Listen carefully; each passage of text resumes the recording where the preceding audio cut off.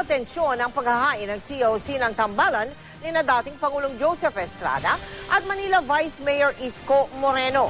Hindi naman naiwasan ni Erap na bumuelta sa mga batiko sa kanyang pagtakbo bilang alkalde ng Maynila. Nakatutok si Ruth Caba. Mula sa kanyang bahay sa Santa Mesa, Maynila, sakay ng jeep ni Erap si dating Pangulong Joseph Estrada at running mate na si Vice Mayor Isko Moreno. Sa liwasang Bonifacio, bumaba na sila at naglakad na papunta sa District Office ng Commission on Elections sa Rosero Street. Kasabay rin nila sina Senator Jinggoy Estrada at San Juan Representative J.V. Ejercito na kakandidatong senador. Walang tigil sa sigaw ang kanilang mga taga-suporta. May tumutugtog pang banda. Bago mag alas 11, nakarating na sila sa COMELEC office. Dito, nakalinya rin ang mga taga-suporta.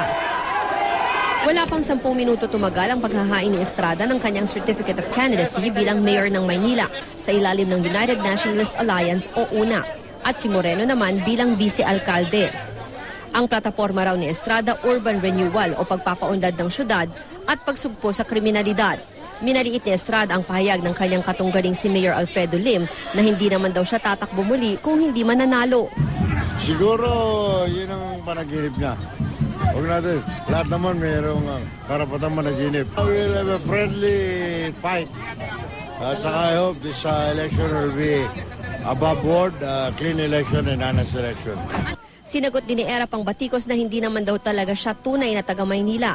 Lalo't nitong taon lang siya lumipat ng tirahan sa Maynila mula sa San Juan. Sa Tondo ko pinanganak, sa Manugit Maternity Hospital.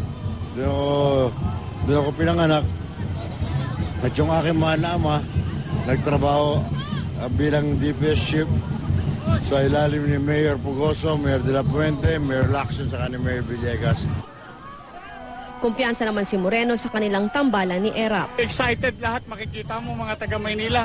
Overwhelming. Nagpapakita lang na ang lungsod ng Maynila talaga naghahanap na ng bagong leader. Ruth Cabal, nakatutok, 24 oras.